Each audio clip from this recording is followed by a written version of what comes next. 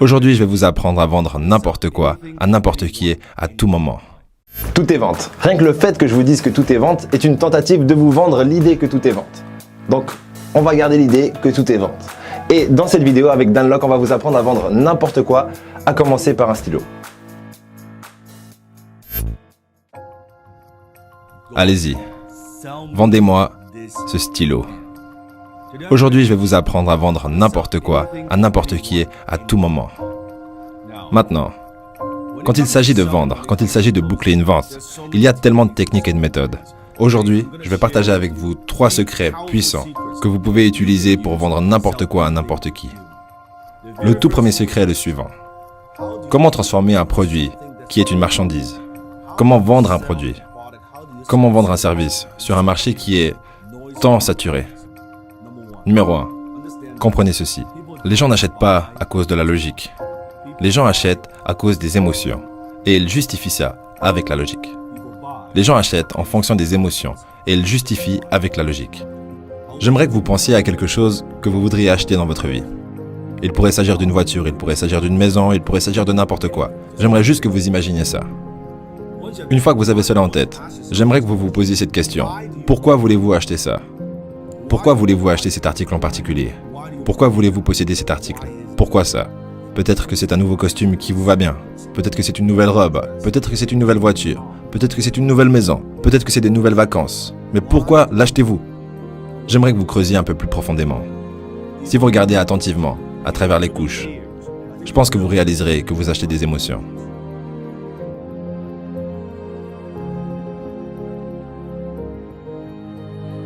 T'es pas sérieux?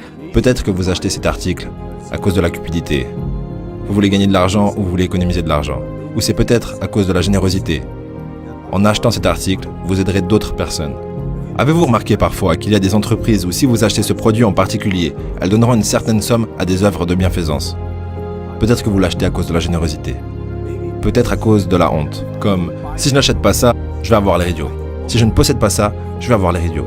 Ou peut-être que c'est à cause de la peur. Comme, si je n'achète pas ça, je vais rater quelque chose. Je ne veux pas rater ça. Peut-être que c'est une échappatoire que de partir en vacances.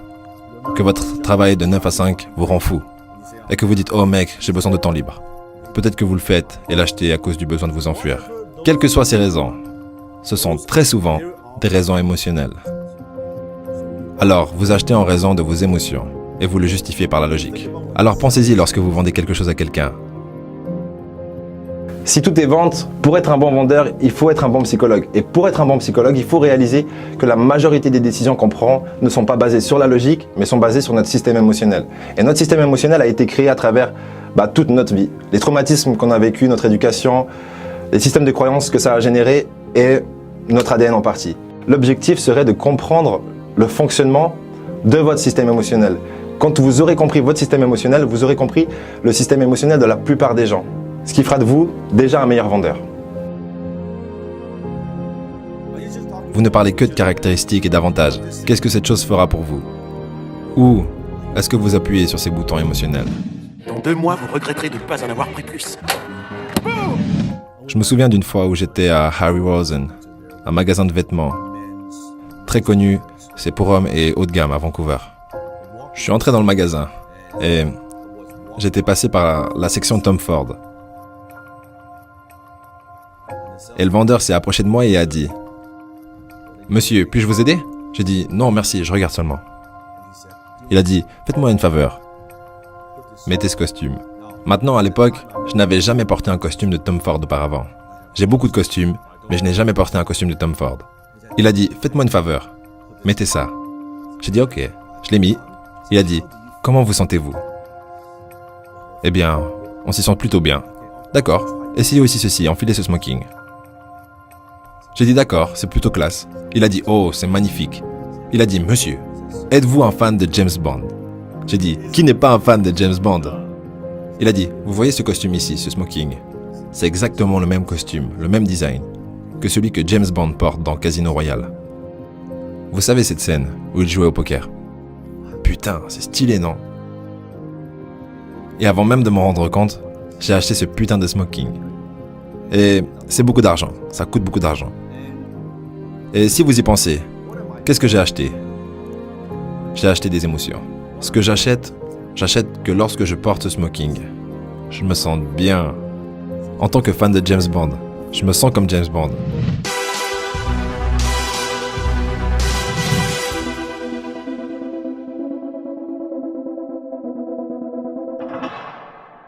Même si logiquement, je sais bien sûr que ce n'est pas James Bond, je ne suis pas James Bond, mais émotionnellement, ça m'y emmène.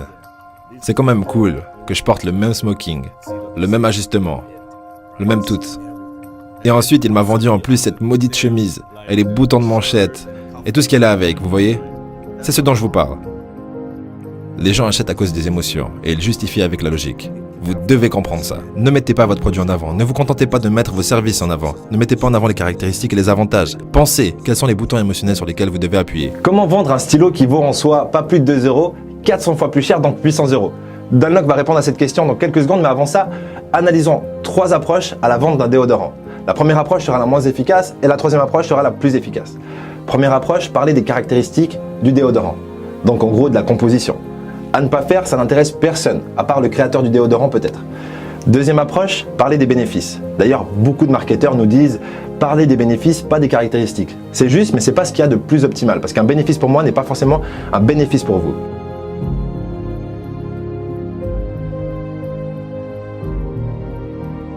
Et troisième approche, c'est d'appuyer sur les boutons émotionnels. Et ça donne ça.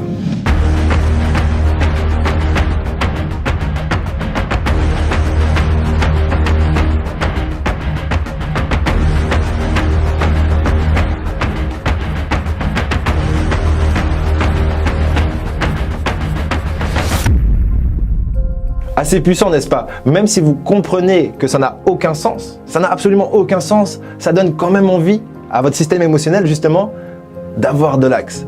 C'est ça justement la puissance d'appuyer sur les boutons émotionnels. Même si vous savez qu'on a appuyé sur vos boutons émotionnels, ça marche quand même. Et avec votre conscience, vous allez devoir rationaliser le truc et donner un peu de logique à tout ça et dire mais c'est quoi cette histoire en fait?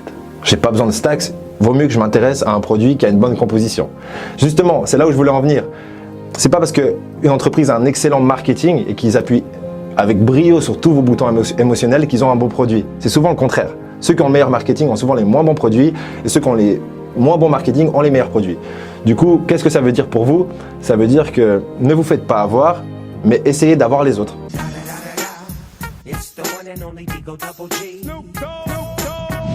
Numéro 2. Les gens n'achètent pas pour rentrer dans quelque chose. Ils achètent pour sortir de quelque chose. Cela signifie que les gens, très souvent, ils achètent quelque chose parce qu'ils ont un problème qu'ils veulent résoudre. Ils veulent acheter ce moyen de résoudre ce problème. Les gens n'achètent pas de perceuse, ils veulent un trou dans le mur. Donc, pour quelle chose les aidez-vous? Quel problème aidez-vous à résoudre? Quelle est cette chose que vous devez comprendre? Donc, je dis toujours que le montant que vous gagnez est directement proportionnel à la profondeur à laquelle vous comprenez la douleur de votre marché. Le montant que vous gagnez est en proportion directe par rapport à la profondeur à laquelle vous allez et de votre compréhension de la douleur de votre marché. Alors vous devez comprendre quelles sont les douleurs que les gens ont et comment les aider à les soulager. Alors pensez-y. 2 choses rapidement que vous devez absolument être capable de faire pour mieux comprendre la souffrance de votre marché ou de votre entourage si vous n'êtes pas entrepreneur. La première chose, c'est de surpasser vos propres problèmes.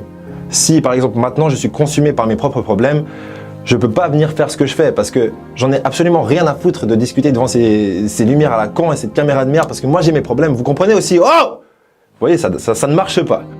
Et la deuxième chose, c'est simplement, et je dis simplement peut-être un peu rapidement, c'est pas si simple, mais c'est de ne pas juger. Si vous jugez, vous ne pouvez pas comprendre la souffrance que vit cette personne. Si vous jugez sa façon de penser, vous allez vous priver de l'opportunité de réellement comprendre pourquoi cette personne pense comme elle pense. Et un bon vendeur est un bon psychologue et un bon psychologue est un bon vendeur. Donc vous devez comprendre, vous ne devez pas juger. Numéro 3.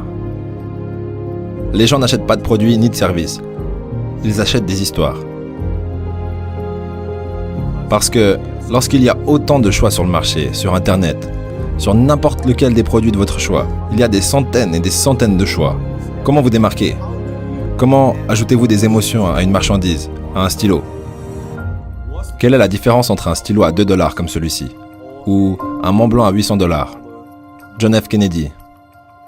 Édition limitée. Stylo exclusif. Un stylo à 800 $. C'est le même stylo. Il a les mêmes fonctions. L'histoire. I think we are a great country, but we can be a greater country. Quand vous ajoutez une histoire à un article, tout d'un coup, lorsque vous ajoutez le John F. Kennedy, le récit du président, associé à une marque, à un logo, il y a 10 fois plus de valeur. Il est 100 fois plus précieux.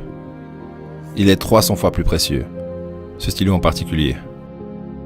Tout ça grâce à une histoire. Il écrit de la même façon. Avec un stylo à 2 $, vous pouvez aussi écrire, mais c'est la différence. Alors pensez-y. Quelle est l'histoire? Comment pouvez-vous injecter des histoires dans tout ce que vous faites? Peut-être que c'est une histoire d'origine. Comment avez-vous commencé? Pourquoi faites-vous ce que vous faites? En finalité, pour être un bon vendeur, il faut être vendu sur ce que vous devez vendre. Ce qui est logique en soi, mais pas forcément intuitif. Et qu'est-ce que ça veut dire fondamentalement? Ça veut dire que vous devez être persuadé que la meilleure façon que vous avez d'aider la personne qui est en face de vous, c'est justement en lui vendant un de vos produits ou un de vos services. Maintenant, je réalise que c'est pas en vous balançant 10 000 stratégies en pleine tranche que vous allez pouvoir les appliquer dès le lendemain. C'est pour ça que je vous redirige sur le livre de Dale Carnegie qui s'appelle « Comment se faire des amis et influencer les autres ». Le titre est pas extraordinaire, mais le livre est incroyable. Et d'ailleurs, je vous le propose en livre audio dans la description sur audible.fr. Et oui, c'est un partenariat, mais qui sera bénéfique pour tout le monde, surtout pour les gens qui profitent des livres audio, parce qu'il n'y a rien d'autre que l'éducation pour passer de la motivation à la réussite. Du coup, je vous laisse en profiter et je vous dis au prochain épisode. L'opinion que les gens ont de vous n'a pas à devenir votre réalité.